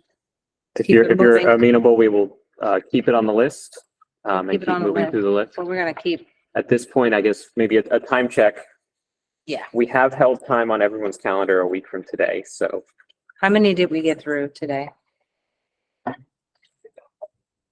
we've gotten through 10 so far, if you include the batch. So how many more we have? 4? Quite a number. You won't have me next week, so you'll come flying. We have eight mitigation working group recommendations, 3 scientific technical working group recommendations, and 1 CJSC. So that's 12 total, I believe, left. All right, I'm gonna have to be a little I counted tough that on right. this time. We're gonna have to table that, okay, for right now. We'll get back to it. Maybe next week. Thank you. Give us all time to think about, do we want to do that? Back, but yes, I hear you. It's important. Thank you. Okay. Okay, so mitigation working group, number 12 was approved as part of the batch. So we can start with number 13. Kim, would you like to introduce the? Sure, and I won't read it all to you. The background here is that in 2009, when the Greenhouse Gas Reduction Act was formed, the manufacturing industry segment was exempted. They didn't have to be part of that greenhouse gas. But the law required a study to be conducted. So the study was conducted in 2020. And subsequently, the pathway report that came out this year, both of those have identified the manufacturers as having emission reductions that they could contribute to the state goals. And so the mitigation work group, the original recommendation was to remove the exemption for the entire manufacturers. That got amended to the following, that the exemption will stay in place for manufacturers that are currently operating, and it will cap their exemption at the current emission level. So if there's a new manufacturer, the MDE would be able to get, have reductions from them. If there's an increase in manufacturers' reduction, emissions, that could be addressed. And cement manufacturers are removed from the exemption because out of the 4.1 million tons of emissions that comes from this sector, 2.5 are from 2 cement plants. So they would no longer be exempt. And it received 18 in favor, 2 opposed, 1 abstained. So there was strong support. Mark, did I miss anything? All right, open it up for discussion. Okay, Secretary Flora and then Tom Valentine. When you say new manufacturers, would that include manufacturers that move? Anybody moving into the world, set up a manufacturing operation could be held to a different or higher standard than existing? It would no longer be exempt from meeting the emission reductions that are specified in the IMDE. And it would, It's a grandfather. In other words, That's right. existing manufacturer at the level they are producing at the set year. If they increase, they get covered by this. A new manufacturer, whether in-state or out-of-state, who didn't exist before, will be covered under this. So if you've been here at the level you've been, your grandfather. Beyond that, Kim, is that right? yes. That's a great way of describing what I'm trying to get at. And so I guess the question would be, how is that? Okay, I mean, I think that's just a thoughtful thing in terms of commerce and growth of the economy and how we're sort of presenting our ability to recruit manufacturing. True. Considering that there's sort of this bar, if you're here already, but if you're not, there's a different bar. And I don't think that's necessarily a bad thing. It's just a consideration that commerce, I'm sure would want to be aware of. But anyway, thank you for including manufacturing, because I do think manufacturing needs to be. I'm done. Right, so we I have don't think so. Tom, Dr. Dickerson, and then David Semitic. But there was a good deal of concern in the work group about leakage, about eroding existing base. This language is compromise that gained almost 2 votes against and an abstention, but it had broad support, and I would support the language as it's written. Yeah. Thank you for that. We have Russ Dickerson online and then a hand up from David Semitic. Okay. We don't hear you. Oh, there you are. Okay, let me make sure I understand. Currently, greenhouse gas emissions from manufacturing does not go into the budget and therefore is not part of the goal of our greenhouse gas reductions. We're going to make at least new manufacturing part of that accounting. And Not exactly, Russ. Sorry to interrupt. The emissions Please, are yeah, part of please our explain. inventory. The emissions are part of our inventory and they are subject to the goal. However, MDE may not require reductions from the manufacturing sources. The exemption is, but the emissions are included. Thank you. Okay, so it's, if we don't include manufacturing, it's going to become extremely difficult to meet our goals. And so cement manufacturing is specifically called out, and it will not include, so we were not going to do anything about CO2 emitted from cement manufacturing, is what this calls for. But cement manufacturing is a substantial source of CO2. Just to clarify that, it's just the opposite. So it's sort of a double negative in this. Thank you. Because they're exempt. And what we're saying is we're going to remove the exemption. So we are going to include cement. We are going to include new manufacturers and we're going. Good, thank you. Okay, so, but MDE will have to figure out how to prevent CO2 emissions from cement manufacturing. Well, and just to be clear, this is enabling MDE to do this so that they may not choose to. I mean, I don't know, but it's just enabling them to. Okay, so just to, I mean, my job as scientific and technical advisor is to point out that by its nature, the conversion of limestone into lime to make cement releases CO2 into the atmosphere, full stop.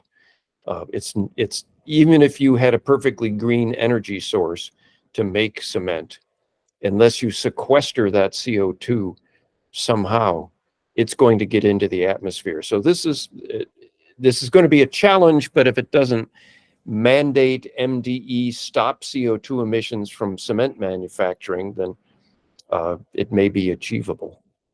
So Thank you. I guess that's We're my gonna have- point. It's going to be tough. Thank you.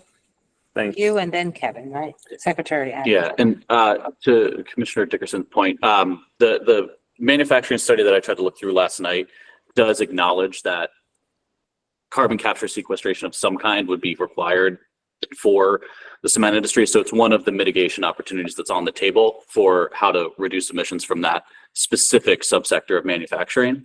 I think my question is built in though off of what your remarks just were, Commissioner Dickerson, about how respecting the compromise and understanding the continued exemption for existing manufacturers, that still leaves us a pretty big wedge of emissions that that are part of our goal, but we're saying we're not enabling the tools in the toolbox to potentially regulate down the line. And so that's where I'm getting a little concerned about. I always had concerned about some of the exemption to begin with, but looking at the report again, those remaining existing manufacturers in the industry that we have, it looked like there are high mitigation opportunities for energy efficiency, for electrification, for fuel switching, et cetera, highlighted in the report. And so I'm trying to understand the compromise discussion a little bit deeper, where we had the report tell us there is a high opportunity for savings from those existing manufacturers. In some cases, not every, some of them are medium, et cetera, but versus the other ones. So that's where I was trying to get Thank you, more David. information on. Secretary Addicks. Thank you. Just a clarifying question, because I'm also confused about what's in and what's out. I see that sawmills, grain mills, and feed mills, which are agricultural activities, are on this list.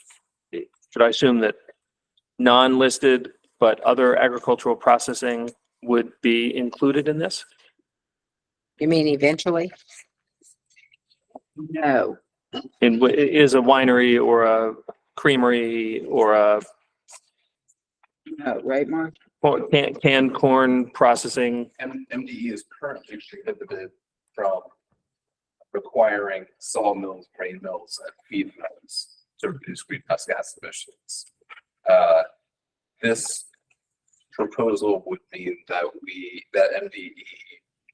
MDE would still not be able to regulate, require any emission reductions in sawmills, grain mills, and feed mills that existed in the state in 2023.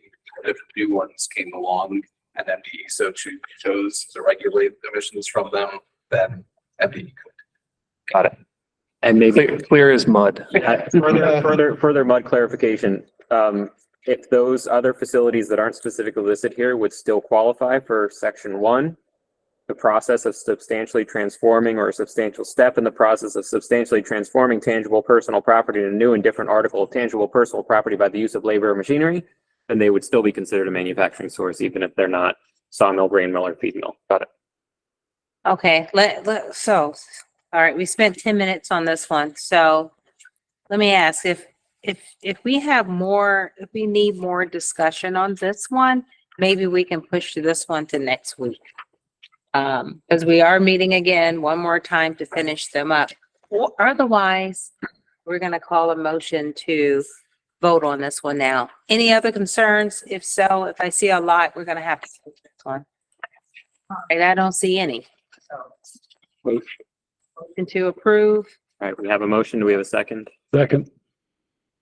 Okay, so we're voting on recommendation 13 as drafted from the mitigation working group on allowing the state to regulate greenhouse gas emissions from manufacturing according to the compromise from the MWG. All in favor, please raise your hands.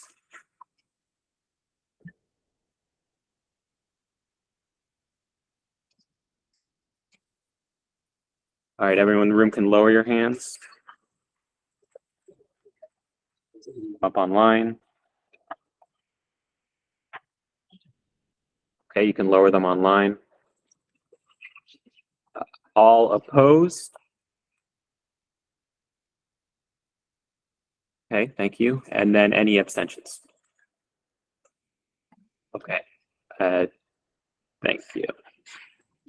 Okay, so this one is approved for inclusion in the report, 18 in favor, 1 opposed, 2 abstentions. Thank you. Moving to MWG number 7, skip 14, 15.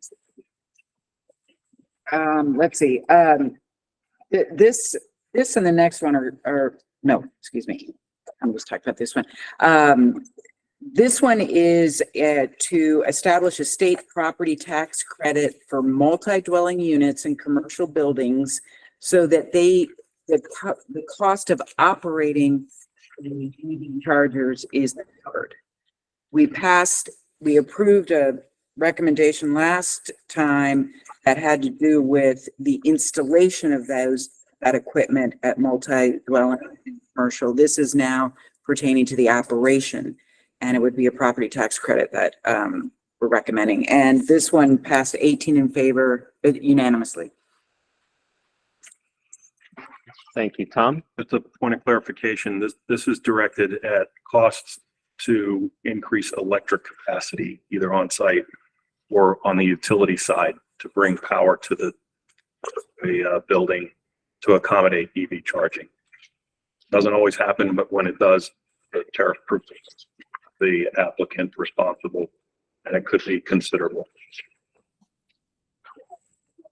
Just as a refresher, we had a study done on EV incentives and how to get more EVs in America operating, and this was one of the recommendations out of that study too. Okay, any other discussion? We have a hand up. Administrator Belton?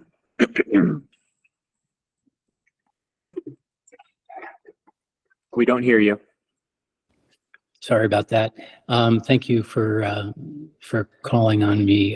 Just for clarification here, when it talks about state tax credit, state property tax credit, is that exclusive to the state government real estate property tax, or what does that exactly mean, state property? Does it include local government property taxes, I guess is my real question. My recollection is that it was specifically directed at the state property tax. We Okay. didn't- Thank you. Yeah. Delegate Stein. Just one point of clarification. I mean, I'll support this, but remind me, is the recommendation being a recurring property tax credit? One-time property tax credit for the full amount, or is that to be determined? Not sure we had that discussion. That, All right, but it's all right.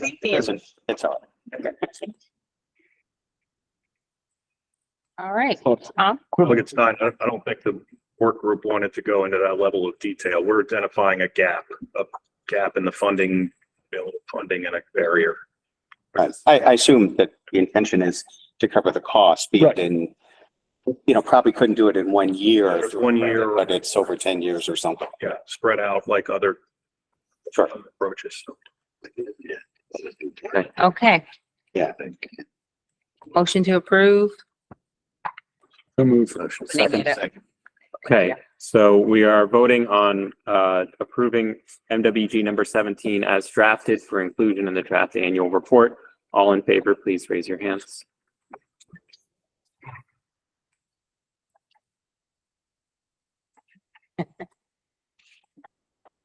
You can lower them in the room. Online, please keep them. Okay, you can all lower your hands. Any opposed? Okay, any abstentions? Okay, thank you. So this one is approved, 17 in favor, 2 abstentions. Moving to mitigation working group 18. So this one is a funding source. We recognize that we were spending a lot of money. We thought we should raise some money for these programs, and it is to equitably increase the fee paid on fuel burning light duty vehicles when they're at the registration fee. So we're disincentivizing the fossil fuel driven vehicles and hopefully using that money to incentivize EVs. And I don't have those figures in front of me. We did calculate the revenue that's generated off that. Do you remember, Mark, offhand? Yeah, to fully fund the recommendations for the incentives that were advanced by the Climate Commission, and assuming that the increased registration fee for light duty fuel burning vehicles would pay for 100% of that EV fund. It was a $90 per year per fuel burning vehicle equivalent. Additional $90 increase. Discussion, yep, Delegate Stein. Thank you. I'm sorry for Representative from MDOT. I forgot your, apologies, forgot your name. Darren. But Darren, thank you. How does, I know there's a state task force, state commission that's looking at increasing fees to try to put further funding into the Transportation Trust Fund. Does this in any way interact with or conflict with potential recommendations coming out of that group? Possibly, yes. And that's why I plan to either abstain or vote no. In fact, I testified in front of that commission on Monday about this very thing. 33 states have levied EV fees of varying sizes for this exact reason. And 11 other states, they've been offered in legislatures, even if they haven't passed. So Maryland is one of only a handful of states that hasn't done that. So Speak up a little bit. and Maryland is one of only a handful of states that has not levied an EV fee for the purpose of raising revenue to cover a transportation trust fund. So we are looking at that as an option.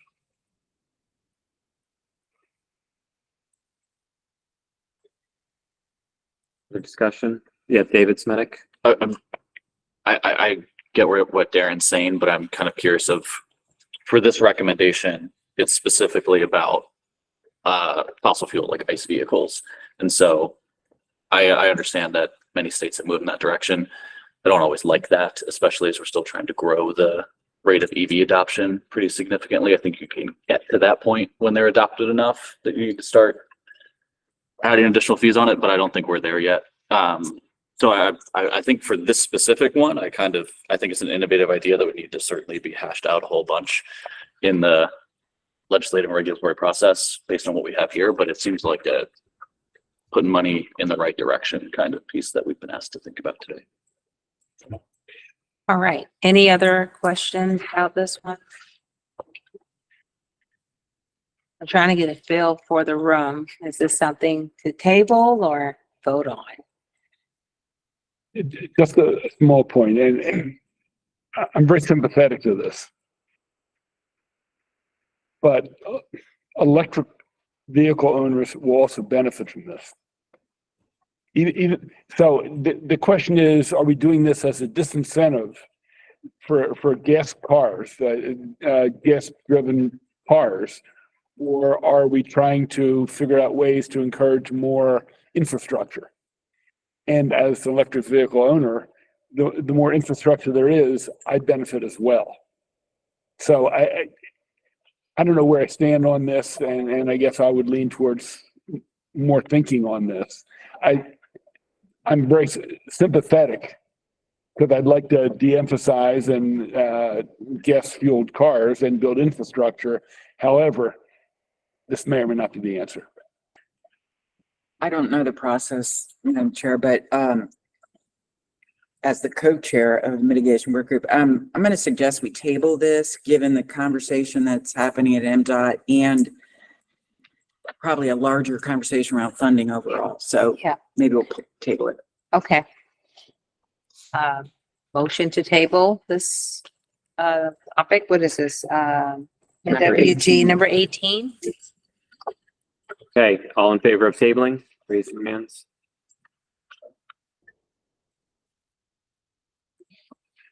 You can lower your hands in the room.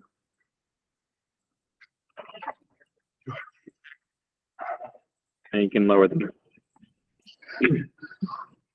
Any opposed? Any abstentions? Okay, so this one is tabled. 20 in favor of tabling. Okay.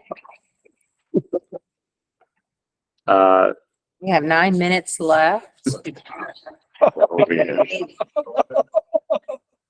We probably only have time for one more. Not this one. At this one? This might take more than 6 minutes. Okay. You could skip that one and go to the easy one. Some ones are easy. None of these are easy. Yeah, maybe one from the science one. So where we are right now, we have, how many left on, MWG?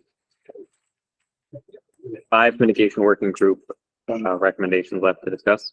Okay, so 5 left. Now we have 7 minutes left. So obviously we're not going to get through to them. So we're gonna vote on these 5 next week. Or is it next week? Is next week. So please think about these, read them, be familiar so the votes can go smoothly and we can get through all of these, all the rest of them. But I think we can pull up one from, what did you say? Which Science and Technical Working Group. Let's go to one more done. Hopefully. Okay, and STWG item number 1, Dr. Dent. The recommendation 1 was improving public health preparedness for in a Ready, Set, Go framework, issue a report on the needs associated with the CDC funded climate and health program, and then finally issue a report, updated report last published in 2016 on the climate and health profile. So it's kind of get up to speed on, catch up with it. Discussion from the commission. Yep, David. I just had a brief question. I really like this and I want to move it forward. But for 1.1, I noticed just the difference in the state should consider, and then 1.2 and 1.3, they're a little bit more direct of issuing a report or they name, specific agencies. So I was curious if 1.1, if. But 1.1's new, but the other ones are Right. done before, so. Is there a specific agency that we should be recommending set up the framework, or again, I'm comfortable with it as, I was curious if that was discussed in the work. I think, Ron. I'm sure who would be directed to. And I'm going to jump ahead a little bit to number 2 as well, because what we did there is we got tied up about $30 million, how much we call this, and we said, I would assume that. we're not going to require mandate a number, but we said on the order of the other states put 20 million, or California and New York put 20 million. That's, so you should be thinking of that order of magnitude. So I think we wanted to leave it a little bit like, let the state figure out where, where it sits, whether it's Department of Health or. Well, I had a similar question, because do we want it to say the state should develop instead of the state should consider? Yeah, I like that better. Okay. Yeah. Then I'd like. I call that a friendly amendment. Okay. Yeah. Okay. Anything else? Any other comments to this one? Okay. Okay, then, that friendly amendment, we're on, STWG number 1, for inclusion, in the annual report. All in favor of including STWG number 1?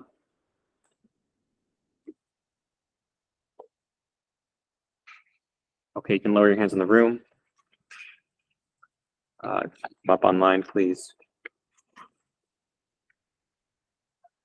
Oh, excuse me. Okay, thank you. You can all lower your hands. Any opposed? And any abstained? Okay, so this one is approved unanimously. All right.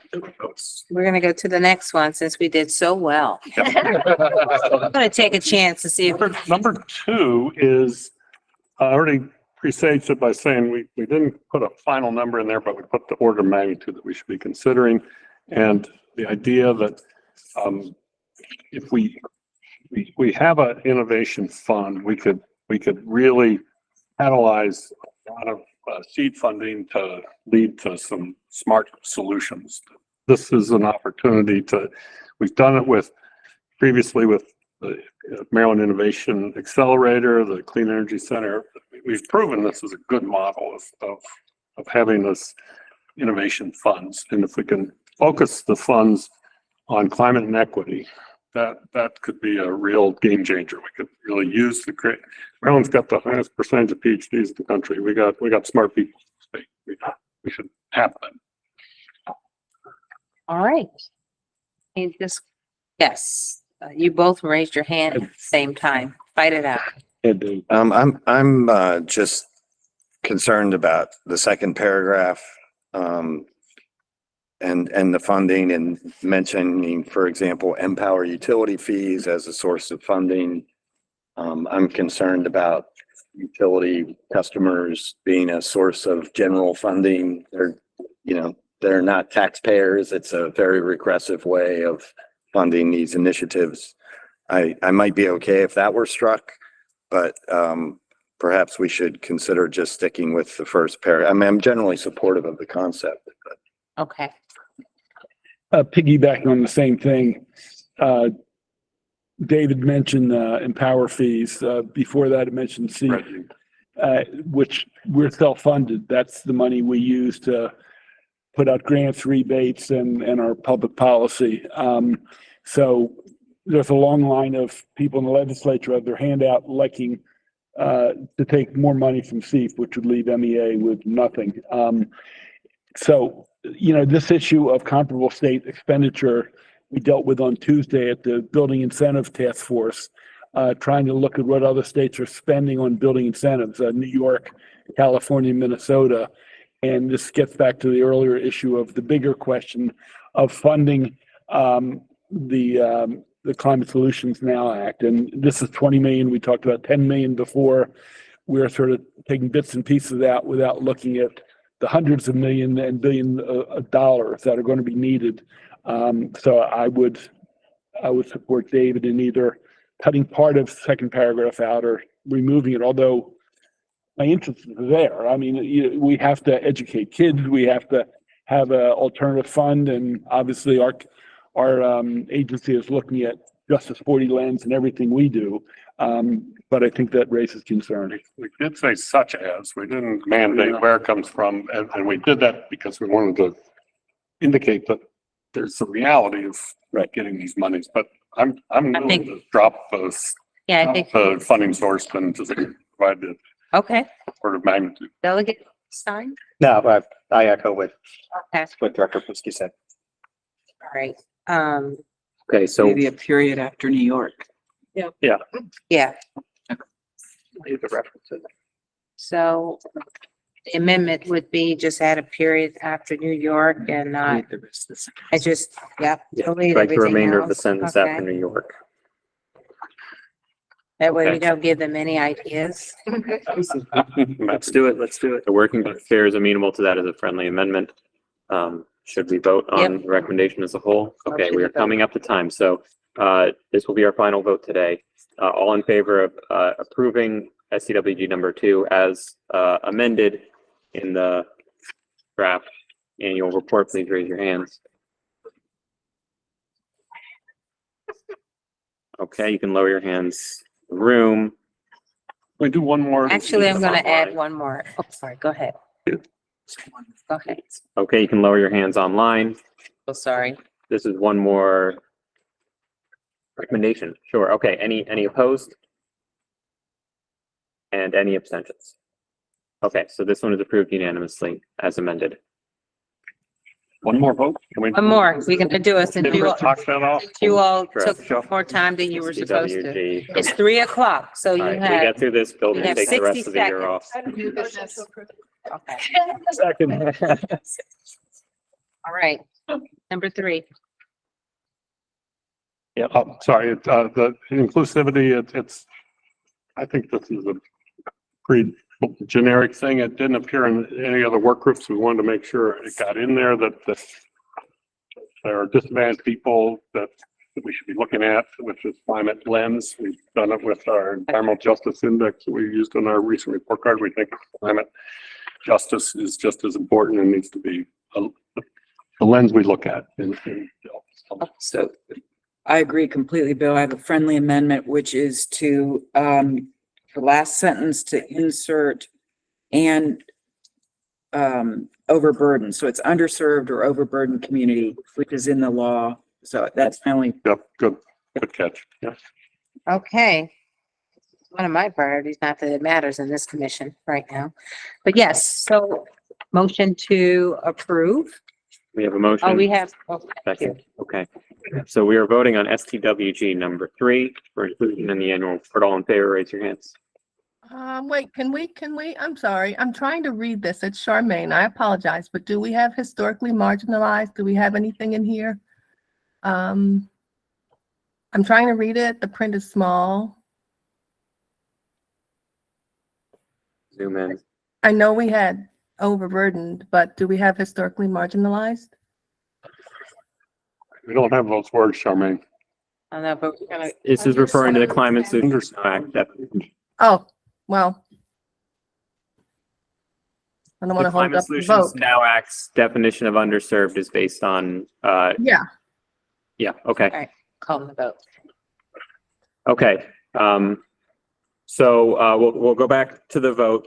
Thank you for making sure we clarify that, Charmaine. So all in favor of approving this one, STWG 3, please raise your hand.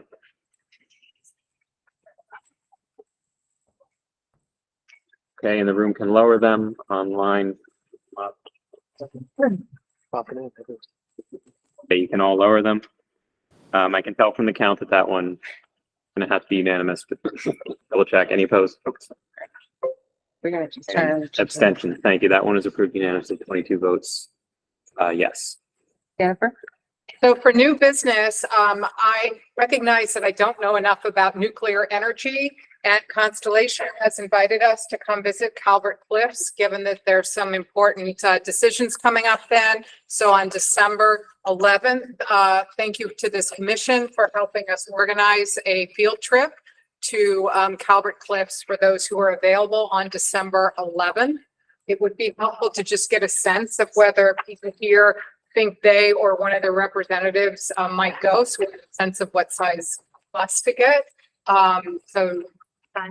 So December 11th, it's pretty much an all-day thing. I can, that's a great tour.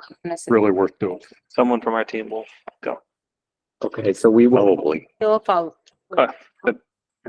Great, so we will follow up. We'll work with Jennifer on to get all the logistics details out to the commission by email. For follow-ups for this, we still have several recommendations to discuss, and of course, we have to vote on the annual report itself. We have time reserved on your calendars a week from today from 10 to 12 here, a morning meeting instead of an afternoon meeting, 10 to 12 next Thursday.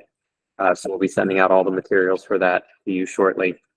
We have, I think we're down to only about 5 recommendations left to discuss. Did well. 4 even. We'll get you the final count. Then of course, we'll vote on the final You'll, report. I can kind of give direction tomorrow. Yes, that's right. We'll have a standard proxy process like always for those who can't attend. Thank you all so much. Thank you all. Meeting adjourned. Thank you. Thank you. All right. Thank you. Good job. How do you keep track of everything? Impressive. You gotta count. 22. I can't do that, especially under Yeah. pressure.